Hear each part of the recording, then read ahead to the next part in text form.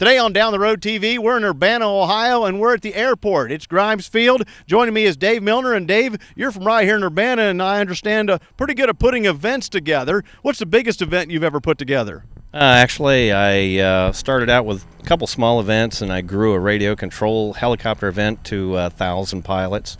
And that's one of the largest that I do right now in coordination, as well as I do the Murphy event here in Urbana. Now, the Murphy event, tell us about it. What is the Murphy event? Murphy stands for Mid-Eastern Regional Fly-In, and that is all the private aviation enthusiasts here in the area, I should say from the region, all fly into here for a variety of workshops and seminars, that kind of thing. So it made perfect sense to contact you when they want to have a one-of-its-kind B25 fly-in tied in with a program in Dayton. You were the man for the job. Well, I got drafted anyhow, so. Tell us about the event. What was it like putting it together? What do you hope to accomplish with the event, and what kind of hours do you have invested?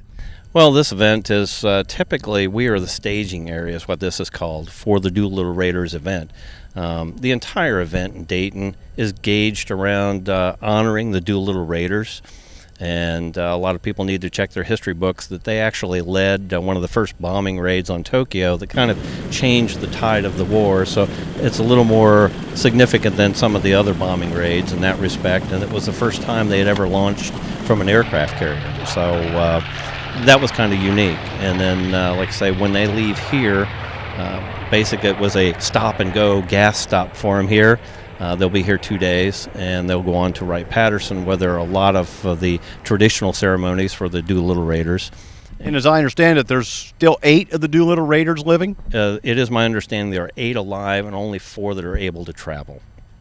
And when you look at an event like this, you call it a stopover or staging area. There's an awful lot of people who surely enjoy the stopover and staging because the crowd today is tremendous. I'm going to say it's a lot more than we expected today. We have quite a few more aircraft here today than we expected originally. We expected almost all of them to arrive tomorrow, and 2/3 of them are here today. So what's it like? I mean, when you start putting an event together, we've all had graduation parties and things like that. What kind of hours do you have invested in something like this? Well, it's funny. An event like this starts with scratch notes on a napkin, just like planning a birthday party. But as it evolves, it gets more and more and more involved. And by the time you get to this point, it's not uncommon to have over 1,000 man-hours involved in that. And that's personally what I have. And there's a team of about 5 of us that have put this together. So we all have significant numbers like that. Now, what's it like to get use of the airport and some of those kind of things that we might not think is a big deal, but I'm sure that's more complicated than maybe it ought to be? In working with Air Force regulations, et cetera, like that, yes, there are so many restrictions that about the time you think you have it planned, suddenly it changes, and you end up redrawing the whole plan again. So that's why so many man-hours. Now, tell us a little bit on this particular event around here. Do you have other fly-ins during the year?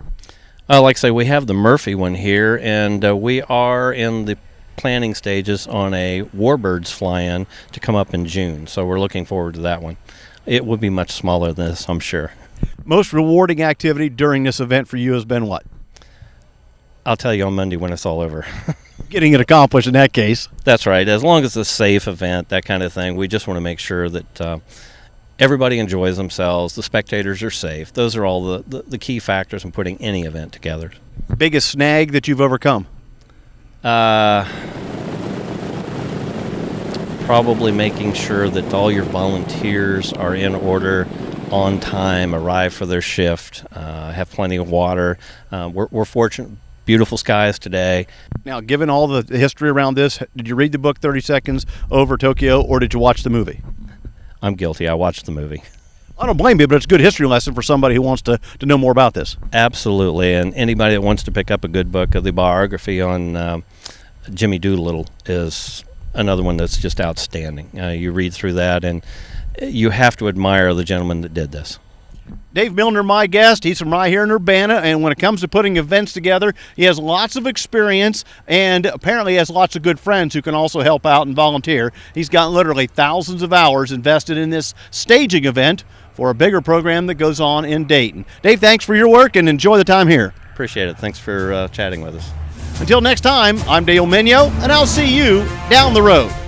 Down the Road is brought to you in part by Prince Agra, makers of Omnigen AF, advancing animal nutrition for healthy animals, and Woodruff Enterprise of Springfield, Ohio.